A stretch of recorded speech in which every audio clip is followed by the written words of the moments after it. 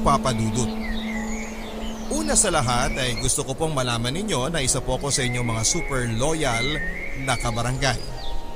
At pinapakinggan ko na po ang inyong programa mula noong nasa college pa ako. At ngayong nagtatrabaho na po ako ay sinusubaybayan ko pa rin ang inyong programa hanggat sa aking makakaya. Kaya maraming salamat po sakaling isa po ko sa inyong mapipiling basahin na sulat on air. Ako po si Carol, 25 years old at nagtatrabaho bilang isang training coordinator sa isang call center sa Quezon City. At dahil nakatira po ako originally sa Cavite, ay matapos ang ilang buwan kong pagtatrabaho sa call center, ay nagrent na ako sa isang maliit na kwarto na medyo malapit lang sa aking pinagtatrabahuhan para hindi na ako mapagod sa pang-araw-araw na biyahe. Simpleng tao lamang po ako, Papa Dudut. At simple lang din ang pangarap ko sa buhay.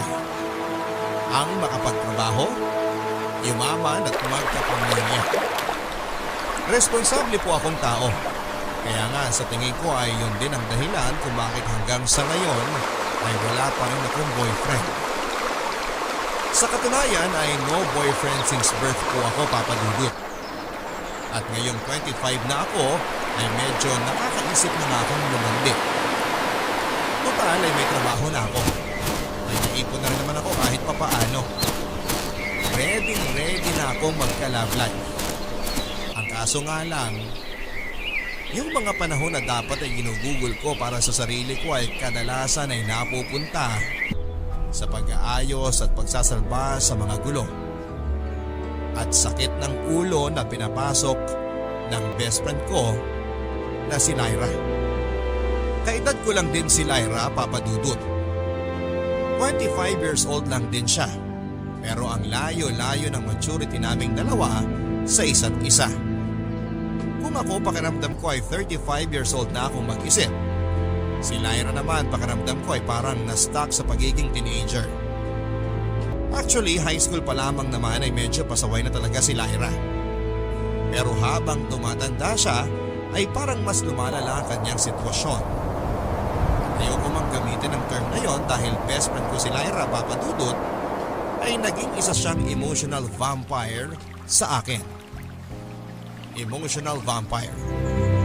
Ito daw yung mga tao na kapag kasama mo ay parang hinihigop ng taong yon ang lakas at ang saya sa buhay mo hanggang sa wala nang matira sa'yo. At masakit mang sabihin, Papa Dudut, ay naging ganyan na ang tingin ko kay Lyra. Matapos ng lahat ng pinagdaanan kong paghihirap bilang nag-iisang best friend niya.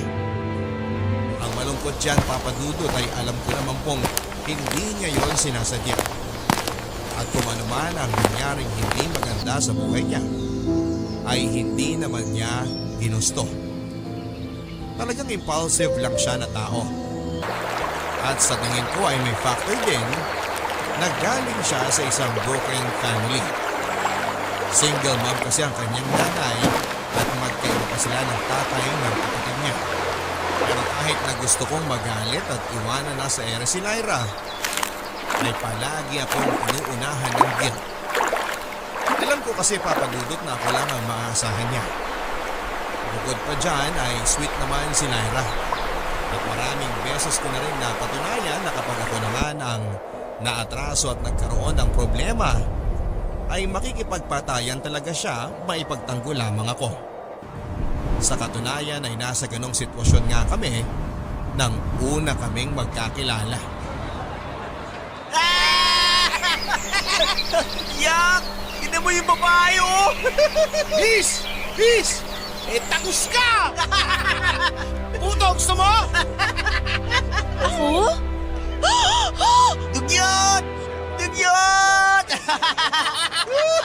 Woo!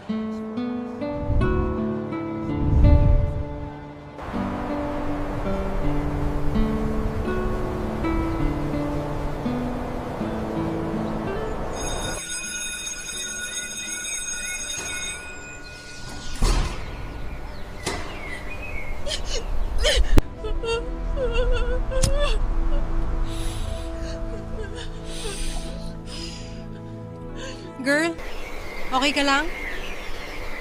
Ako ba? Ay naku, hindi. May iba pa bang umiiyak dito? Oo. Okay na ako. Teka! Parang may nasusunog! Tangit. Hoy, kalma ka lang. Nagyoyosi ka? Shh! Kakang ewan. Parang tanga naman to. Ngayon ka lang ba nakaaway ng Yossi? Hindi ko naman kasi kaagad naisip na yosi yung amoy na yun eh. Malamang, nasa school tayo, kaya hindi ko naisip na may magyoyosi dito. Bawal kaya yan? Tangik. Kaya nga ako nandito kasi alam ko bawal. Teka, bakit puro dugo yung palda mo? Ano nangyari sa'yo? Ngayon ka lang ba nakakita ng tinagusan? Ha? Tagos yan? Ba't nasa harap? Sinusubukan kong gawa ng paraan, kaya inipit ko yung palda ko para matakpan ko na lang ng bag. Kaso ang laki-laki pala. Nagtatawanan na ako ng mga lalaki sa kantin eh. Nag-cute daw ako. Kaya ka umiyak. Oo. Girl, ano ka ba naman? Tagos lang yan. At saka ano naman kung pagtawanan ka nila? Ano ka ba? First week ng klase natin sa high school ngayon. Forever na nilang iisipin na nakakatiri ako. Girl, next month pakakalimutan na nila yan. For sure, meron pang ibang mga estudyanteng gagawa ng mas nakakahiyang mga bagay na pagchichismisan nila. Paano kung hindi? Ay naku! Sige, magubad ka. Ano? Teka, bakit mo nilaki yung pintuan ng CR?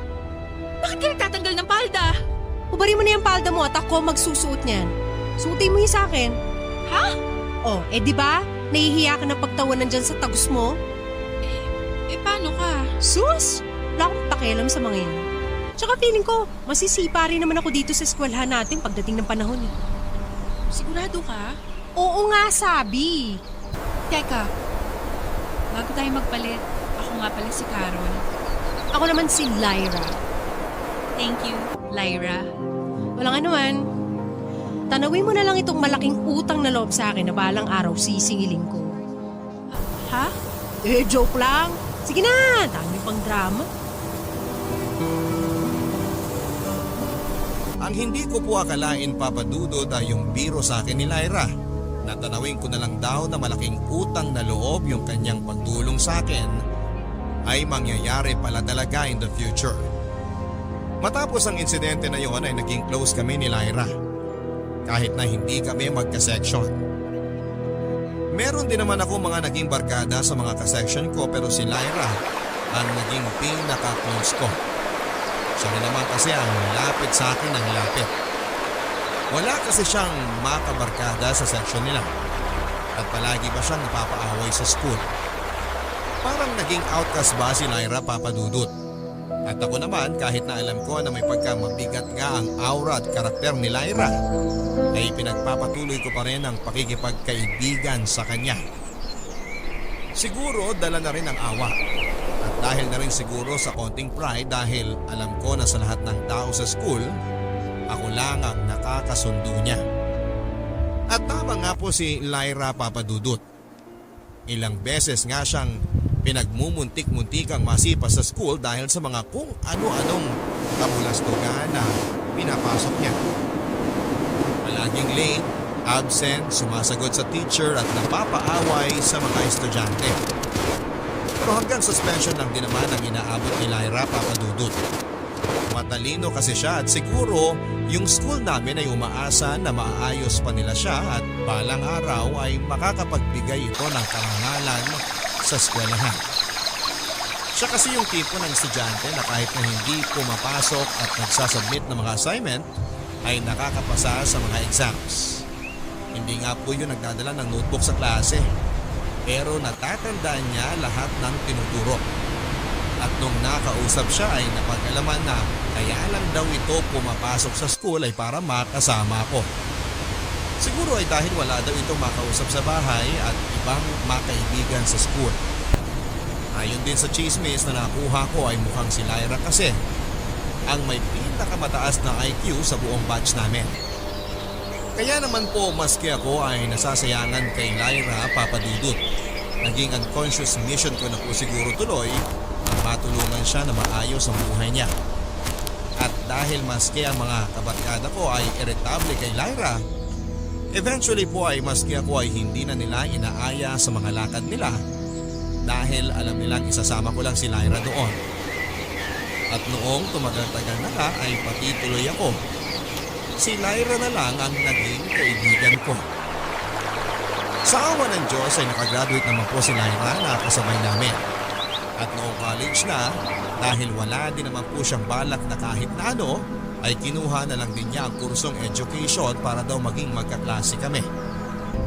Pangarap ko po kasi dati ang maging teacher. At itong si Lyra, nakiride na rin.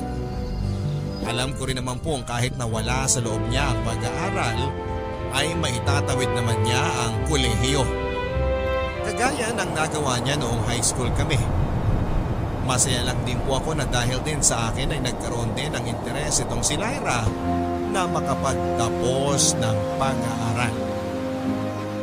Pero nagbago po ang lahat ng nakilala ni Lyra si Larry. Nakilala niya lang po itong si Larry sa isang gimikan. At kinabukasan ay tinawagan niya lang po ako bigla at excited na kwentuhan na nahanap na raw niya ang soulmate niya.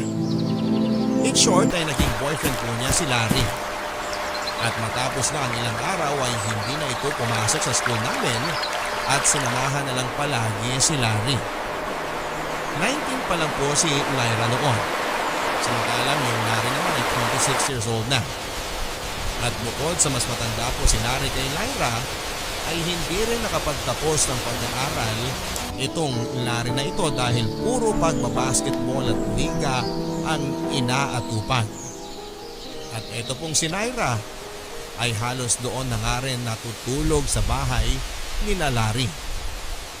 Kaya naman po matapos ang 3 buwan ay bigla na lang ulit tumawag sa akin si Lyra at gustong makipagkita. At hindi pa man niya sa akin sinasabi ay alam ko nang meron po itong malaking problema. Han, sasabihin sana ako sa'yo. Ano yun? Han, delayed ako. Anong ibig mong sabihin delayed? Han, buntis ako.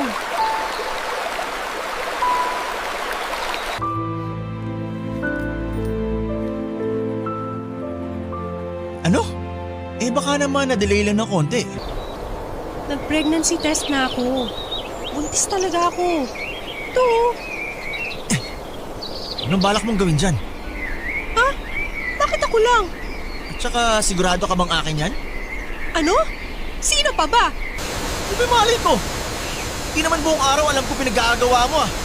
Kapal ng mukha mo? Kung mahuhusgahan mo ng ganyan, eh kung meron sa ating dalawang nangangaliwa, ikaw yun! Hindi ko paninindigan yan. Kapal ng mukha mo! Ako sasampalin mo ha? Ako lang pwedeng gumawa niyan sa'yo! Ayoko na! Honest na ako dito! Eh di umalis ka! Wala akong pakialam sa'yo!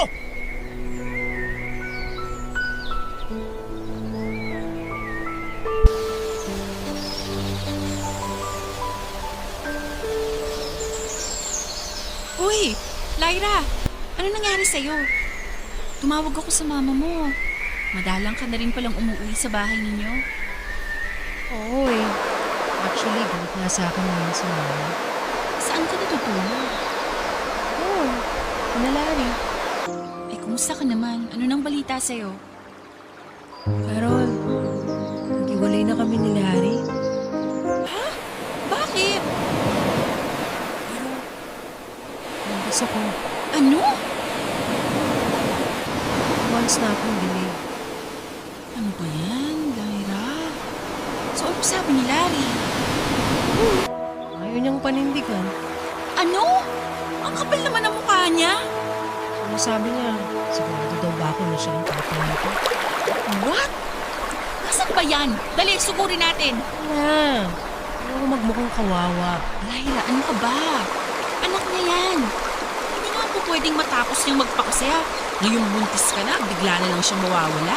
Ano balak niya? Dispatchahin sa'yo yung anak niya? Carol, ano ka na rin eh? Tama lang naman talaga na hiniwalayan mo yung magaling na lalaki na yan. Pero hindi tama yung iiwan ka niya sa area at hindi niya yan panindigan. No, ang ibig kong sabihin. Ayoko na rin dalhin tong bata. Anong ibig mong sabihin? Carol, gusto ko ipalaglag tong bata. What? Bakit mo gagawin yun? Wala namang kasalanan yung bata. Ayoko rin namang buhayin tong batang hindi naman ako handa na maging nanay. Mas wala rin siyang tatay. Walang may gusto sa batang to. Lyra naman. Kilabutan ka naman. Carol, ayoko matulad sa akin ng anak ko. Yung nanay ko, alam ko, ayaw niya naman sa akin eh. Magkaiba pa kami ng tatay ng kapatid ko. Ayoko lumaki yung batang to na pakiramdam niya walang may gusto sa kanya sa mundo. Na-aksidente lang siya. Lyra, hindi ka aksidente, okay? At huwag mong sabihin na walang may gusto sa'yo dito sa mundo. Ako, anong tawag mo sa akin? Best friend mo ko. At ang nanay mo, sigurado ako kahit malayo kayo sa isa't isa, mahal ka rin nun. Carol, samahan mo na lang ako, please. Samahan mo ko ipalaglag tong bata. No! Ayoko! Hindi ko pwedeng gawin yon. Paano ko ba magkaibigan tayo? Mauna ang desisyon ko. Gusto ko ipalaglag tong bata. Pero hindi ko kayang gawin to mag-isa. Kailangan ko ng kasama. Lyra, magkaibigan tayo pero hindi ko pwedeng gawin yan. Labag yan sa paniniwala ko sa buhay. I'm sorry. Please, Carol, please. Hindi ko kayang pumunta doon ng mag-isa. Isa pa, alam ko namang magiging delikado yung procedure eh. Ano kung may mangyari din sa akin? Kaya nga eh. Huwag mo nang ituloy ang binabalak mo. Kasalanan yan eh. Handa nga naman kasi, Lyra. Hindi naman kayong mag-condom eh. Ayaw kasi ni Daryl eh. Oh, mas lalo umiinit yung dugo ko dyan sa lalaki niyan eh. Dapat hindi ko pumayag. Napaka-irresponsable ng ginawa niyong yan. Alam ko. Kaya gusto ko na lang ipalaglag eh. Para pag-uwi ko sa amin, wala nang problema. Lyra, pag nawala naman yung bata, hindi naman matatapos ang problema mo. Baka nga mas lumala pa dahil mumultuhin ka ng konsensya mo. Sige. Salamat na lang, Carol. Alis na ako. Hoy! Lyra! Sandali lang mag-usap pa tayo! Matapos po noon ay hindi na ako kinontak pang muli ni Lyra sa loob ng ilang linggo, Papa Dudut. Dahil din sa pangyayaring yon ay hindi na rin po ako pinatulog ng konsensya ko sa loob ng ilang araw. Naisip ko na siguro kung maayos lang ang pagpapaliwanag at pakikitungo na ginawa ko ay baka hindi siya naging defensive at umalis ka agad. Nag-guilty din po ako dahil alam kong mahirap ang pinagdadaanan ni Lyra. At alam kong sa panahon na yon, kailangan niya ng kaibigan at karamay. Kaya naman po ay minabuti ko na rin hanapin at kausapin yung Larry. Hindi po naging madali dahil nung minessage ko siya sa social media ay hindi rin naman po niya sinasagot ang mga messages. At kahit na ano pong pangungonsensya at mga mura ang sinasabi ko sa kanya ay dinedma lang po niya. At nakita ko na lang po sa mga post niya na parang may bago na itong GF. At nung minessage ko po yung bago nitong GF ay ako patuloy ang napasama.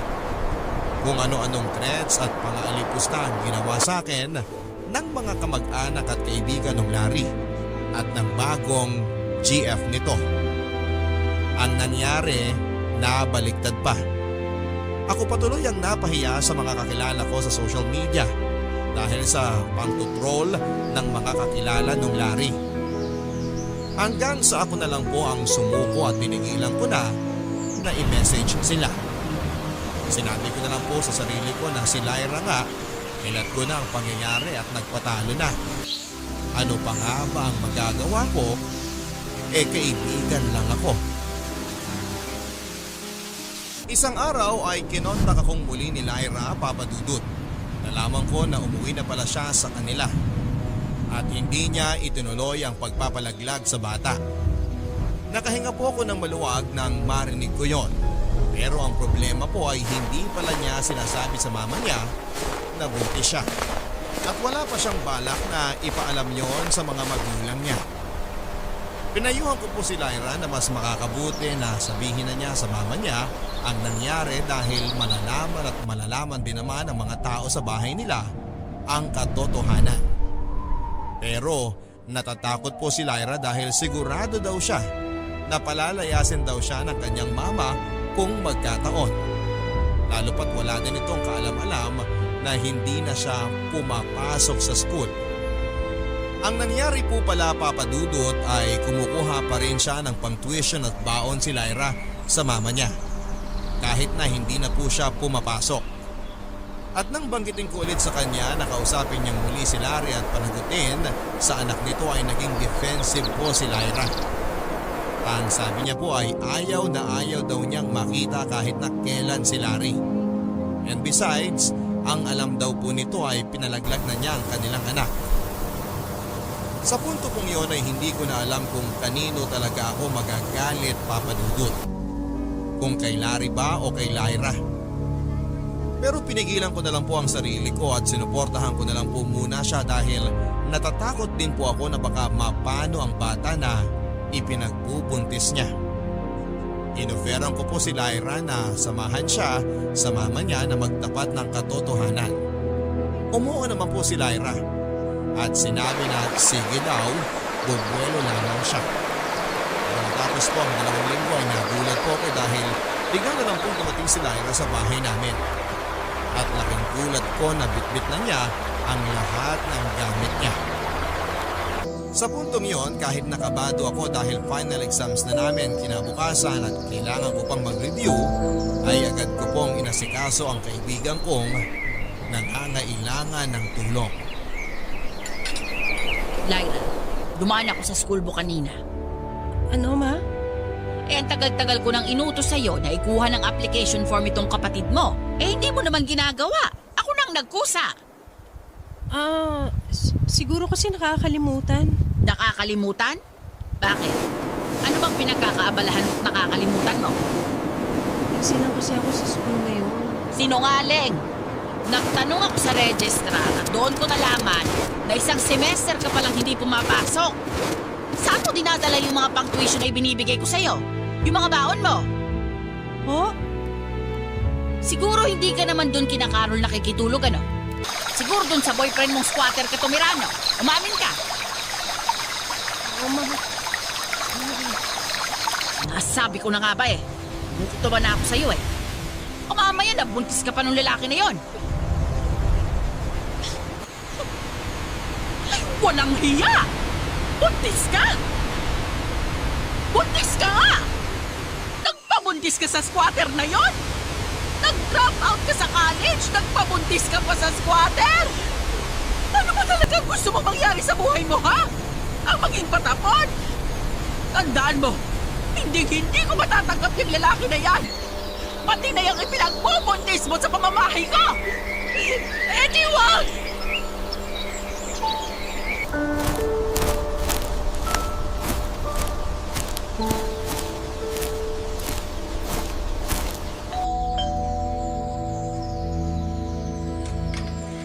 Lyra, ano nangyari? Gabing-gabi na.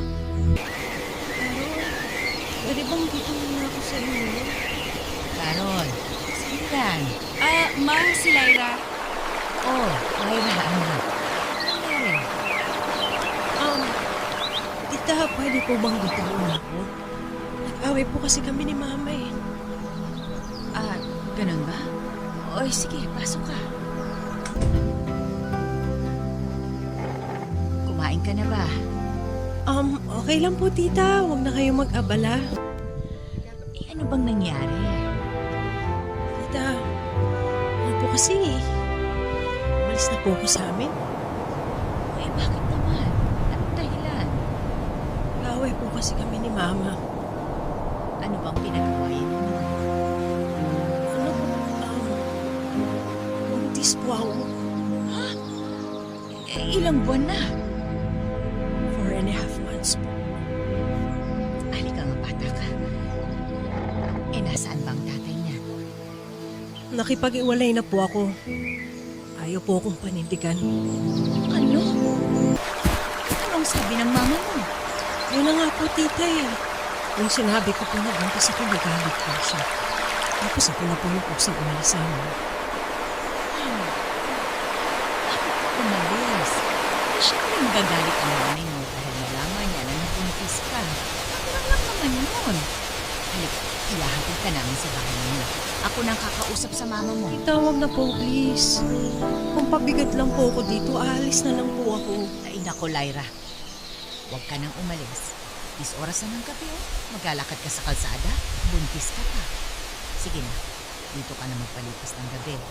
Pero pag-isipan mo muna mabuti ang desisyon ng paglalayas niya, ha? Oy, Carol, halika na nga muna sa taas. Ayusin natin yung tutulugan ni Lyra.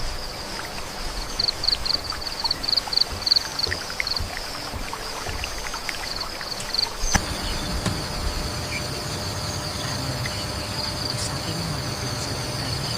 Ang kailangan niya ngayon ay yung pagkawan niya. Hanggang mo bumalik yan sa kanya. Ma, hindi naman po kulang si Lyra sa pamilya niya, diba? Kulang po ang nakaasahan niya eh. Ay naku, Carol. High school pa lang kayo eh kung ano-ano nang pinapasok na dulo ng kaibigan mo niyan. Hirap yan.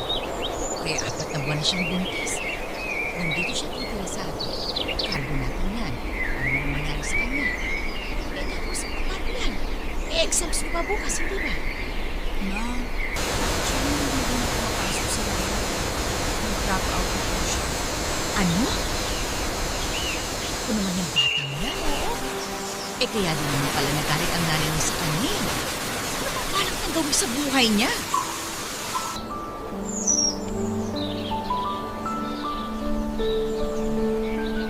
Kahit nalabag sa loob ni Mama ay ipinaglaban ko po na kupkupin namin ang pansamantala si Lyra. Pero nang talagang malaki na po ang tiyan ni Lyra at mga 6 or 7 months na po siyang buntis ay hindi na po nakatiis si Mama. Kinausap niya po ng masinsinan si Lyra at kinumbinse na mas makakabuti kung uuwi muna siya sa kanila dahil baka manganak na siya anytime soon. Inassure na lang po ni Mama na anytime na magkaproblema si Lyra ay naroon lang naman kami para tumulong. Para din po makasiguro kami na magiging maayos ang pagbalik ni Lyra sa kanila, ay sumama po kami ni Mama sa kanya para makausap po ni Mama at mapaliwanagan ang nanay ni Lyra. At noon na nga po ako naawa na gusto kay Lyra, Papa Dudut. Pagbukas pa lang ng pintuan ay hindi man lang niyakap o pinumusta ng nanay ni Lyra ang anak niya. Ang una pa pong sinabi ay anong ginagawa niyo dito? At nang makausap po sila ni Mama ay kitang-kita ko kung paano naging defensive ang nanay ni Lyra. May kasabihan po tayo na hindi matitiis ng nanay ang anak nito. Pero sa kaso po ni Lyra ay pakiramdam ko ang nanay niya po ang exception to the rule. Sa katunayan nga po, pag-uwi namin sa bahay ni Mama ang nabanggit niya, kaya naman daw siguro pala naging ganoon si Lyra dahil yung nanay nito ay walang kaamor-amor sa anak nito. Nairaos naman po ni Lyra ang panganganak at binisita na po namin siya sa ospital. Pagkatapos po noon ay malimit ko na rin po siyang binibisita sa bahay nila. At doon ko nga rin po nakita na talagang hirap pa itong si Lyra sa pagiging nanay. In fact, kapag umiiyak nga po ang bata ay pinababayaan niya lang minsan. At kung minsan pa nga ay tinatakpan niya ang crib ng kumot para daw hindi masyadong maingay. Ako na nga po ang naaawa dun sa bata, Papa Dudut. Kaya kapag nandun ako ay malimit na ako ang kumakarga at umaalo sa baby niya. Pinangalanan niya po ang baby na si Carlo para daw po malapit sa pangalan ko. At noong binyag na nga po ay kinuha niya ako na maging ninang ng anak niya. Isa nga naman po yon sa mga nakakaawa na bagay na nasaksihan ko. Dahil ang bisita lang sa binyag ng bata ay kami ni Mama.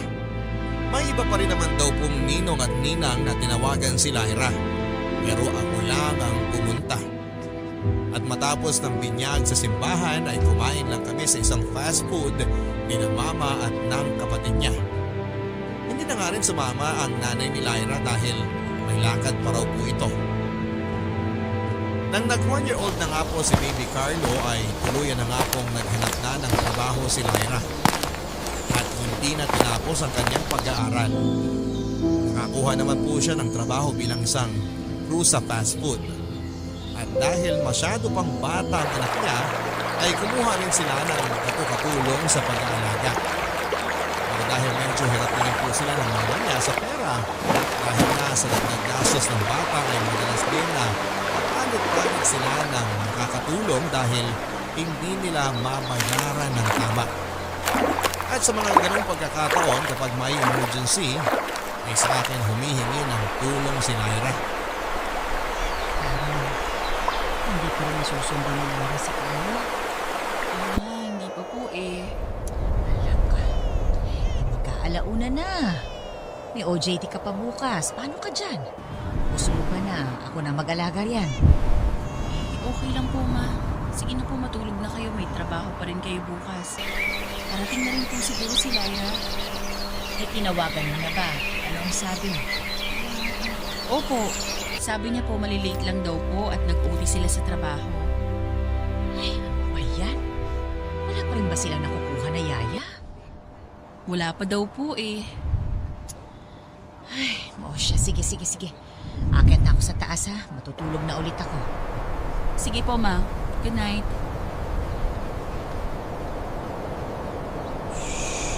Sleep na. Sleep ka na. Darating na si mama mo. Ano naman yan? Nasaan ka na ba? Hello? Lyra! Ano ka ba? Kanina pa ako tawag ng tawag sa'yo ah. Hindi ka man lang sumagot o mag-reply. Nasaan ka na ba? Dito na, bababa na ng taxi. Masakit ako na. Ay, naku, salamat naman.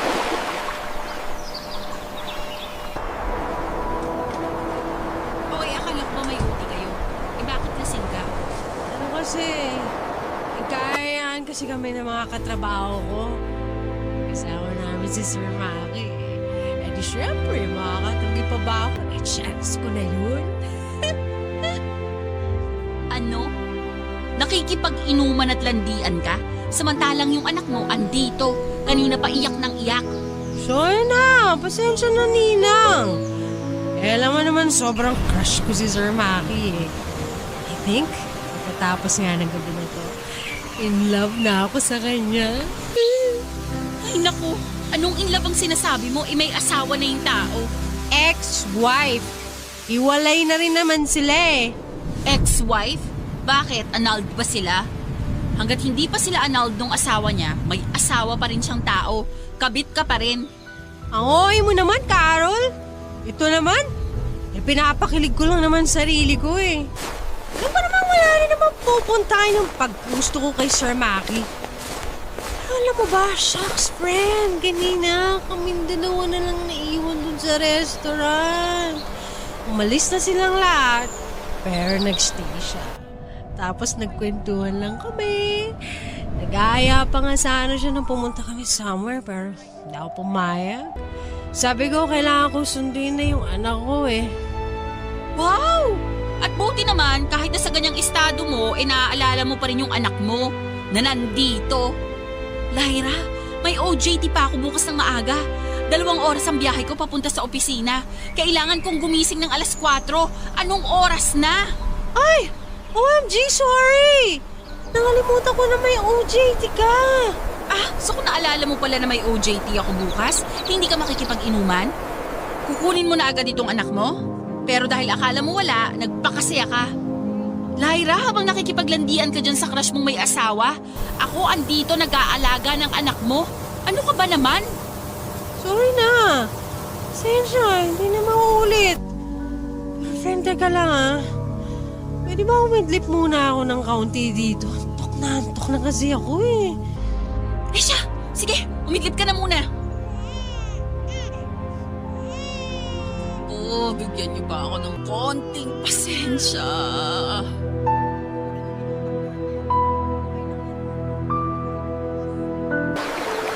Hindi ko na po nagising si Lyra ng gabing yun.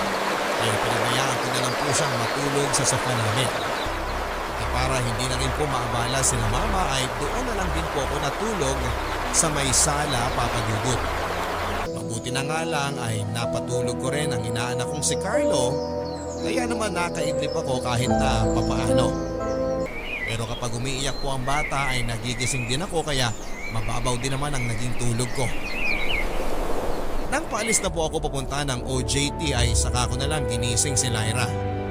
At naging pahirapan pa ito. Mabuti na nga lang po ay bago bumaba si na mama para sa almusal ay nakaalis na kami. Yun na po siguro ang pinakamalala na ginawang pagpapabaya ni Lyra sa anak niya sa mga panahong yun. At ipinangako ko na rin po sa sarili ko na hindi na po siya makakaulit sa akin ng gano'n. At sa kabutihang palad naman po ay naging mas responsable si Lyra. Sa iba pang mga pagkakataon na iniwan at ipinapaalaga niya sa akin ang anak niya. Pero eventually po papadudot ay etong crush ni Lyra na manager niya sa fast food ay naka-relasyon din niya. Kung yung Larry po ay 7 years ang tanda sa kanya. This time itong si Sir Maki na naging boyfriend niya po ay 10 years naman ang tanda sa kanya. Meron ng 2 anak na nasa poder ng kanyang asawa. At matapos nga po ng ilang buwan lang mula nang sila ay naging magkarelasyon, ay nakipag-live-in na nga po itong si Lyra sa bago niyang boyfriend na si Maki. Graduate na po ako ng college at agad ding nakahanap ng trabaho. Samantalang ito pong si Lyra ay madalang na muling nakikipag-communicate sa akin. Ganun po kasi ang sakit ni Lyra. Kapag may bago siyang karelasyon ay nawawala siya sa radar. Parang umiikot lang ang mundo niya sa tao na yon. At kapag kinukumusta ko naman sila ng inaanak ko, ay sinasabi naman niya na maayos po sila. At mahal na mahal daw sila ni Maki. Nang marinig ko po ito papadudot ay naging medyo kampante na ako para sa kaibigan ko. Ang sabi ko sa sarili ko kahit na siguro iwalay sa asawa at malaki ang agwat nila sa kanyang asawa ay mukhang finally ay nakakuha naman siya ng tao na mag-aalaga sa kanya. Medyo pangit man pong pakinggan papadudot pero 3 taon din pong medyo naging tahimik ang buhay ko at nakahinga ko sa mga sakit ng ulo na ibinibigay sa akin ni Lyra bilang best friend niya at ninang ng anak niya. Padalang na lang po ang pagkikita namin. Hanggang sa umabot sa nagkakausap na lang kami kapag birthday ng inaanak ko o kung hindi man ay kapag Pasko. Pero sa 3 taon po na nagsasama sila nung Maki ay never din po na sumama itong si Maki at nakipagkwentuhan sa amin. At minsan nga ay hindi ko alam kung ini-imagine ko lang ay parang ang saya-saya ni Lyra kapag hindi niya kasama si Maki. Eventually po ay lumipat na nga po ako ng trabaho at lumukod na rin sa bahay namin. At ilang buwan matapos kong kumuha ng sarili kong apartment, ay nagulat na lamang ako nang bigla namang sumulpot si Lyra sa pintuan ko.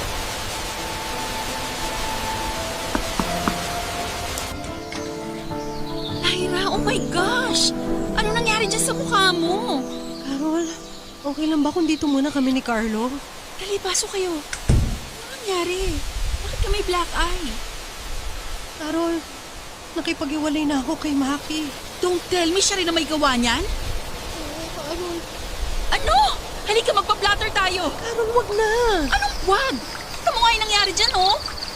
Eh, itong anak mo, baka sinasaktan din niyang siraulong Maki na yan. Hindi niya sinasaktan si Carlo. Ano ka ba, Lyra? Anong klase ba naman yung mga lalaking nagugustuhan mo?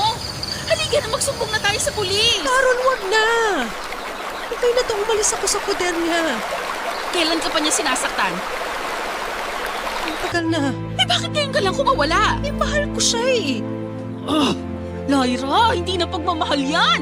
Pagiging masochista na yan. Kaya nga eh. Ang tanga-tanga ko. Nung una kasi napaflatter pa ako sa pagiging siloso niya. Pero habang tumatagal, palala na siya ng palala. Itong huli, maski yung waiter sa isang kinakainan namin pinagsilosan niya. Ninitaan ko lang yung waiter, Carol. Tapos pagdating namin sa bahay, sinapak na niya ako. Bakit ko raw nilalandi yung lalaki? Oh, Lyra. Tara na, magsumbong na tayo sa pulis. Huwag mong palampasin yan. Wag, please. Natatakot ako eh. Baka balikan niya ako. Pati si Carlo madamay. Lyra, lagi mo nalang pinapalampas yung pananakit sa'yo ng mga nagiging boyfriend mo eh. Para rin naman sa proteksyon mo yan eh. Tara na, magpa-medico legal muna tayo. Huwag na, Carol. Baka pati ko madamay pa. Alam niya rin tong bahay mo. Ano? Paano naman niya malalaman? Di ba binisita ka namin ni Carlo nung unang linggo mo dito? Parang naghihintay lang sa amin si Maki sa kotse noon. 3 years na siyang ganyan. Bantay sarado ako, kaya hindi niya rin ako pinagtatrabaho.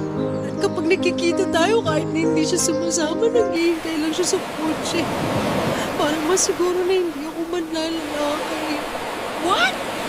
Eh, sabi ko naman pala talaga yung makina yan eh. Tara, pumunta na tayo sa ospital at magpa-medico legal na tayo. Ayoko, Carol! Tara na! Anong medical legal ang sinasabi nyo? Maki! Padaanin mo kami. Hindi kayo aalis dito! Tumabi ka dyan! Akala mo matatakot mo ako? Layo, tara na! Sabi ko lang hindi! Pasok! Doon tayo sa loob! Maki! Tulungan niyo kami! Tulong! Alisan mo ako! Ha? Tama na, Maki! Hindi ka makakawala sa akin! Maki, tama na! Ano ha? Huwag kayong makialam dito! Mabuti na lang po at umayo na sa amin ang mga kapitbahay ko sa inuupahan kong apartment, Papa Dudut. Mabuti na nga lang at kahit bago pa lang ako doon, ay nagpakita na sila ng kabutihan at malasakit sa amin. Dahil kung hindi ay baka kung ano ang ginawa sa amin ni Maki. Matapos po nilang tumawag ng barangay ay dumating po ang mga tanod at tuluyan na rin pong ipinablatter si Maki. Hindi ko na po pinalabas si Lyra at ang anak niya sa apartment ko, Papa Dudut. At maski ako ay ilang linggo din na hindi mapakali at tuliro sa pangamba na baka bigla na lang may manaksak sa akin habang naglalakad. Sa awa naman ng Diyos ay hindi na kami ginambala nung Maki. At matapos ang ilang buwan ay nabalitaan din ni Lyra na na-stroke ito. Hindi rin pinalampas si Maki ng karma. At dahil nga sa mga nangyari ay doon na rin tumira si Lyra at si Carlo sa inuupahan ko. At halos ako na rin ang sumusuporta sa kanila sa loob ng kulang-kulang 1 taon. Mula kasi nang nakipag-live-in itong si Lyra kay Maki ay hindi na rin niya masyadong kinokontak ang nanay at kapatid niya. At parang ganun din naman sila sa kanya. Sa madaling sabi ay parang nakipagkatays na sila ng kanyang mga kamag-anak sa isa't isa. At ako na lang talaga ang naaasahan niyang tutulong sa kanila ng anak niya. Mabuti na lang din at eventually ay nakakuha din ng trabaho si Lyra sa isang call center. At natuwa ako dahil nakikita ko na parang unti-unti na siyang nakakabangon sa mga pinagdaanan niya at nagiging independent na. Eventually ay bumukod na rin sila at lumipat na rin sila ng sariling kwarto ni Carlo sa may kalapit na bahay na malapit sa akin. OMG! Up to 70% off yung mga damit nila. Let's go! Uy, Lyra, ano ka ba? Ang dami-dami na niyang mga pinamili mo. 2 na tayong nagbubuhat nito mga pinag-shopping mo. Ayaw mo pa rin tumigil.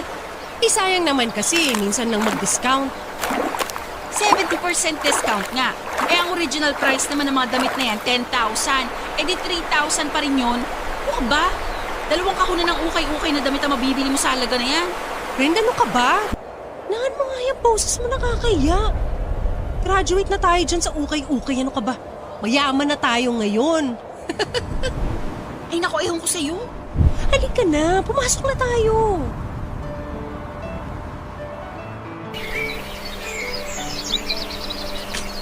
Carol, tingnan mo nga kung bagay sa akin tong black.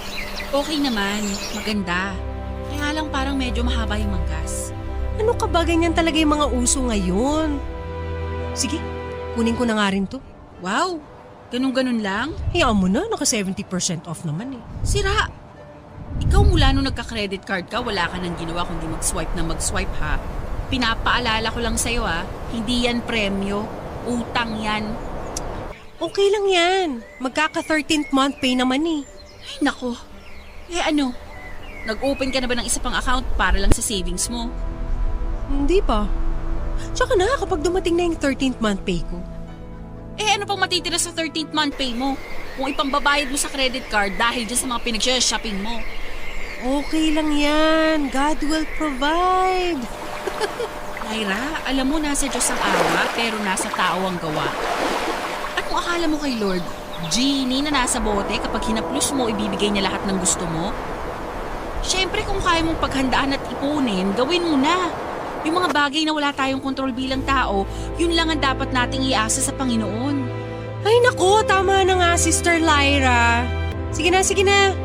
Magbubukas na ako ng isa pang savings account para lang sa ipon. Tama! At siguraduhin mo na huwag mong gagastusin yon. Tapos kapag nakaipon ka na ng sapat, saka mo i-invest sa negosyo.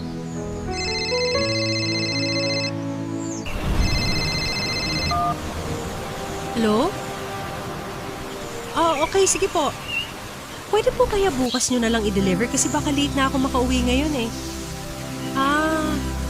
Doblein ko na lang po yung shipping fee. Okay, sige po. Thank you. Ano na naman yung in-order mo? Order ako ng rubber shoes ni Carlo. Tapos ako rin. Matching kami. Teka, ipapakita ko sa'yo. Naku, magkano na naman ang bili mo dyan? Huwag mo nang itanong. Tingnan mo. Di ba? Ang ganda. Naku, ayan yung pinagkakaguluhan ng mga kaopisina ko na rubber shoes. Bumili ka? 7 lang isa niyan? Iyan mo na, friend. Kung sakasakali, first time ko naman to na magkakaroon ng sapatos na tatagal ng lampas sa 6 na buwan. Ay, naku, Lyra. Ikaw mag-ingat-ingat ka sa paggastos mo, ha? Dahil hindi tayo habang buhay na malakas at may trabaho. Malaki po ang sweldo ni Lyra Papadudut. Lalo na kapag na-assign siya sa night shift kung saan ay may dagdag po siya na night differential na nakukuha. Pero kung ano namang laki ng kanyang sweldo, ay ganun din po kalaki ang kanyang mga nagagastos. At halos buwan-buwan ay nauubos din ang lahat ng sweldo niya dahil sa mga bayarin sa credit card. Bukod pa kasi dyan ay kumuha na rin si Lyra ng stay-in na yaya na mag-aalaga kay Carlo dahil nagsimula na itong pumasok sa nursery. Pero kahit na magastos po si Lyra Papadudod ay galante naman po siya. Hindi po siya makasarili at sinishare ni Lyra sa ibang tao kung ano ang meron siya. Sa katunayan, sa tuwing nagsha-shopping po yan ay hindi nakakalimot sa akin. Pati ako ay kasama sa mga pinasasalubungan niya. At ang anak niyang si Carlo ay talagang branded halos ang lahat ng gamit. At umabot na rin po sa punto na kinukulang na ang kanyang sweldo sa kanyang mga binabayaran. At nangungutang na rin siya sa akin. Babayaran naman po ako ni Lyra kahit pa paano. Pero ayun nga po halos parang wala din dahil matapos niyang makabayad ng isang inutang ay uutang na naman siya matapos lang ng ilang linggo. At muli na naman po akong kinabahan para sa aking kaibigan. Ang hindi ko po akalain, Papadudot, ay maski sa usapin ng pag-ibig ay magiging malaking hadlang si Lyra sa akin. Isang araw po kasi nagkaroon ako ng bagong office mate sa trabaho, si Jasper. Guwapo po siya, matalino at may kaya. Unang linggo pa nga lang po niya sa opisina namin ay marami na ang nagkaka-crush sa kanya. Isa na po doon. Pero dahil 2 taon ang tanda ko sa kanya, ay ang naging tingin at pagtrato ko sa kanya ay parang nakababatang kapatid. At nung ako po ang na-assign na mag-train sa kanya ay marami po sa amin ang naiinggit. At dahil nga po doon ay nagkaroon kami ng maraming pagkakataon na magkakilanlan at magkabanding. Eventually po ay nagkagaanan na namin ang loob sa isa't isa at naging close kami. Nang unti-unti ko na po siyang nakakakita ng mali siya ay nalaman ko na crush niya pala yung isa sa mga office mate namin. Dahil dito ay mas lalo ko na siyang hindi nakita bilang potential na boyfriend. At pinigilan ko na po kung ano man yung pag-assume na iniisip ko. Pero dahil na rin po sa naging komportable kami sa isa't isa, ay naging magkaibigan at close kami sa mga sumunod na linggo. Hanggang sa parang Nakaramdam na nga po ako ng eto parang MU na nga po kami ni Jasper. Yun ay kahit na sinasabi niya pa rin na may crush siya na iba sa amin. At munti ka na nga po itong mapatunayan nang minsan lumabas kami ng kami lang at walang ibang kasamang office mates. Ano? Hindi nga. So, NBSB ka talaga? Oo nga. Eh ano naman ngayon? Pero, bakit? Sabihin bakit? Eh wala naman nang liligaw eh. At wala rin naman ako nakikitang worth it na ligawan ko eh. Weh, sa ganda mong yan? Sira! Oo nga, pero seryoso, bakit? Teka lang, alam ko na. Nai-intimidate ang mga lalaki sa'yo. Ha? Ako? Nakaka-intimidate ba ako? Oo. I mean, mukha ka kasing matino. Ganon? So ang mga gusto ng mga lalaki ngayon yung hindi matino? Hindi, ang ibig kong sabihin, para kasing masyado kang seryoso sa buhay. You mean boring? Yeah. Wow, thank you ha. Eh, yun na nga eh. Nagkakilala tayo. Hindi naman pala. Masaya mo naman palang kasama. Serious? Bukod pa dyan, hindi ka marunong makipag-eye contact. Ha? Anong ibig mong sabihin? Napansin ko kasi sa iyo yun eh. Parang hindi ka nakikipag-eye contact sa mga lalaki. Wow, talagang inoobserbahan mo ako ha? No, what I mean, sa akin. Sa experience ko sa'yo. O sige na, real talk na tayo dito. Total, komportable na naman tayo sa isa't isa. Ang mga lalaki kasi, mahilig yung makipag-eye contact. Doon kasi nila nagigauge kung attracted sa kanila yung isang babae. Especially kung first time nilang mamimit yun. Ganun?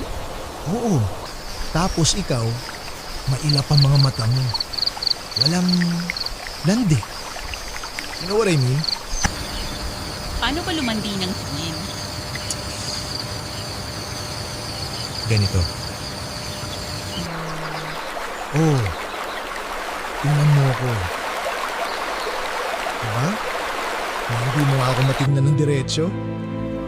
Sige na. Try natin, isa pa. Madali. Titigan mo ako sa mga mata mo.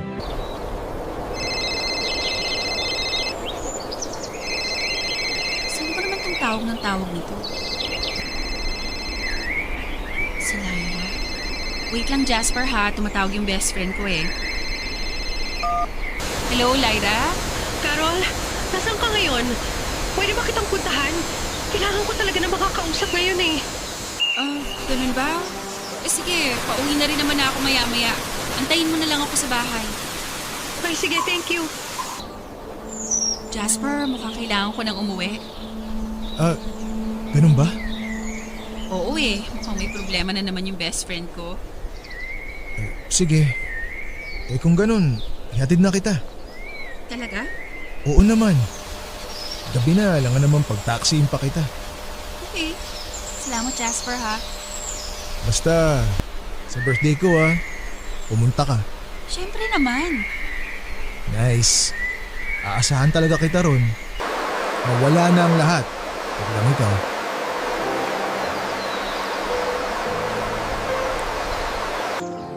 At kahit na buwisit po ako sa timing ni Lyra Papadudod ay agad po akong umuwi sa pangamba na kung ano naman ang pinasok na gulo nito. Pero pag uwi ko nga naman ay nalaman ko na isang malaking kamalasan pala ang dumapo kay Lyra. Na malilay off po siya. Nalugi na po kasi yung account kung saan siya na-assign at wala na po sa kanilang paglilipatan. At dahil dito ay napagdesisyonan na bibigyan na lamang sila ng separation pay. Alam ko pong magiging isang malaking problema ito kay Lyra dahil alam ko po kung gaano kalaki ang mga binabayaran niyang bills buwan-buwan. At dahil nga po sa mga nangyari ay na-depress po si Lyra Papadudut. Sa mga sumunod na araw ay halos tuliro at tahimik lang po ito kapag nakikita ko. At dahil na rin po siguro sa guilt na ako ko ay pumapag-ibig at nagpapakasaya, habang ang best friend ko naman ay nakawala lang ng trabaho, ay minabuti ko na rin pong mag-beg off sa birthday ni Jasper. At sinamahan at dinamayan ko na lang po si Lyra. The next day, matapos po ang birthday ni Jasper, ay nagbago po ang pakikitungo niya sa akin. Naiintindihan ko naman po na magkakaroon siya ng tampo dahil hindi ako nakarating. Pero ang talagang kinagulat ko po ay nang marinig ko na usap-usapan sa opisina na may nangyari kay Jasper at doon sa babaeng nabanggit niyang crush niya. At ngayon ay parang naging item na sila. At pagkatapos po ng isang linggo, Papa Dudut, ay naging si Jasper na at ng babaeng yon. At si Jasper ay naging cold na rin sa akin na parang may kinikimkim na sama ng loob. Alam ko pong medyo mababaw, pero ang sakit-sakit sa damdamin ko nang nalaman ko na nagka-GF na si Jasper. Alam ko rin po na medyo mababaw na makaramdam ako ng sakit sa isang lalaki na naka-MU ko lang naman at hindi naman talaga sa akin nagtapat. Pero hindi ko rin po maalis sa isipan ko, Papa Dudut, na paano kaya kung nagpunta ako sa party ni Jasper na yon? Masasabi niya kaya sa akin na may gusto siya sa akin? Baka ako na ang GF niya ngayon kung sakasakali. Pero dahil naman sa pag-aasikaso at pagdamay ko sa problema ni Lyra, ay naisang tabi ko naman ang sarili ko. Hindi ko na nga po alam kung saan ako mas maiinis. Kung doon ba sa miss opportunity na magkaroon ng boyfriend dahil kay Lyra, o dahil sa naipon kong konsumisyon sa pagiging pag-aayos ng buhay ni Lyra. At umabot na nga po sa rurok ang depression ni Lyra, Papa Dudut.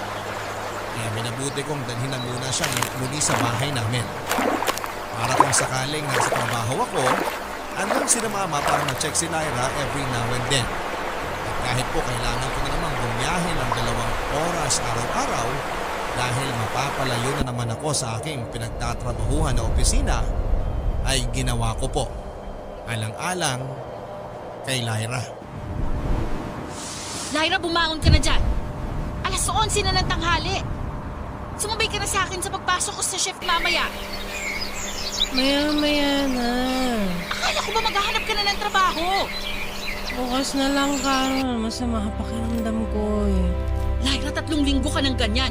Kumilos ka na't pag-asikaso. Carol. Ano? Carol, pakiramdam ko. Papatayin ko sarili ko. Ano? Carol, hindi ko na kaya.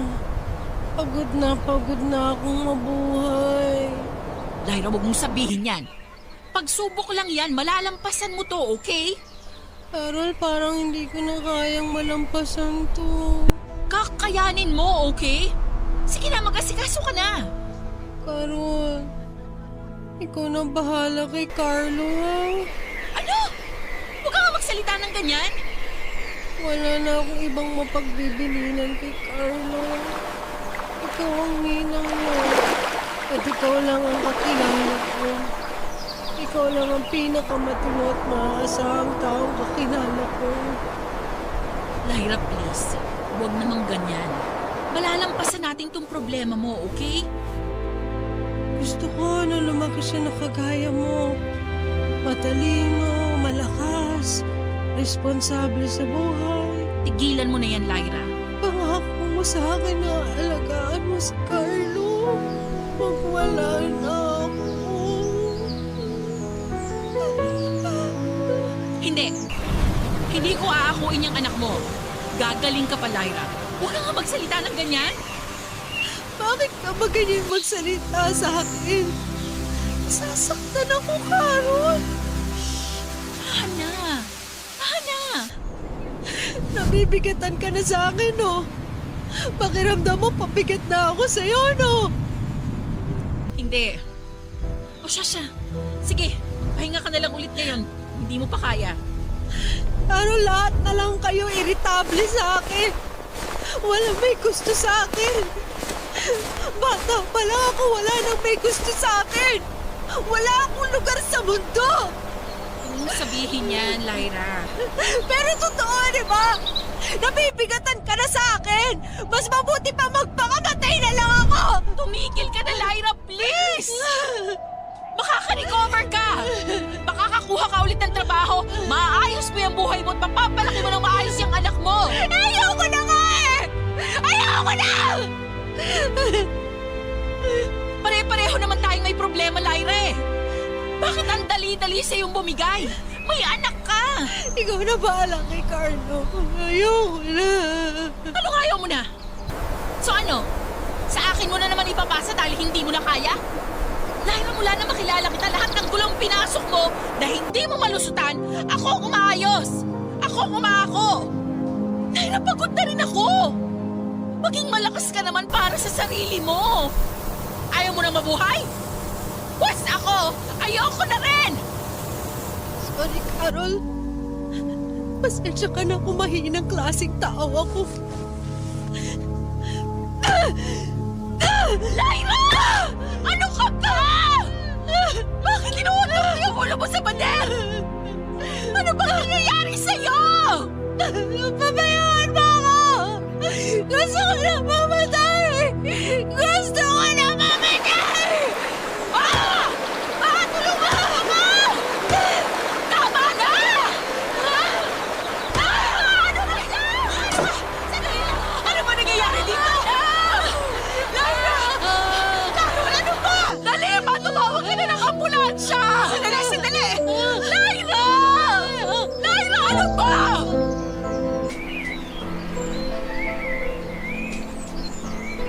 Sinuntok po ni Lyra ang bintana at nagkanda dugo-dugo ang mga kamay niya.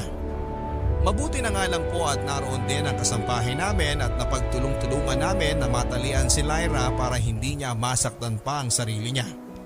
Agad po naming itinakbo si Lyra sa ospital at batay nga po sa pagsusuri ng doktor, may malalang depresyon daw si Lyra. At dahil dito ay kinakailangan ng may confine muna sa psychiatric ward para hindi na siya manakit sa sarili niya. Dahil wala din naman pong trabaho si Lyra ay ako na rin po ang umako ng mga bayarin sa hospitalization. Gusto ko na po talagang sumigaw at magwala na rin po sa puntong yun. Hirap na rin po ako maging kaibigan ni Lyra. Pero at that point ay parang hindi na rin naman ako po pwedeng bumigay dahil baka buhay na ni Lyra ang maging kapalit. Kahit na hirap at hinang-hina na ako ay kailangan kong magpakatatag para sa kaibigan ko. At siguro nga po ay medyo napansin na rin po ito ng doktor ni Lyra. Dahil hinikayat niya po ako na magpasuri na nga rin ang malaman niya na halos ako na ang guardian ni Lyra. At doon ko na nga rin po nalaman na meron na rin po akong sintomas ng depression. Mabuti na nga lang po at pinag-aadya po kami ng Panginoon at inoferan ako ng libreng consultation ng doktor ni Lyra. Dahil alam po niyang ako ang nagbabayad para dito at sumusuporta sa anak nito. At eventually ay hinikayat na rin po ako ng doktor na makipag-ugnayan sa nanay ni Lyra. Kahit pa labag ko sa loob ni Lyra. Sa puntong yun daw ay huwag na huwag raw akong maging concern kung ano ang mararamdaman ni Lyra. At labanan ko lang daw ang guilt na mararamdaman ko. Nararapat daw ay gawin namin kung ano ang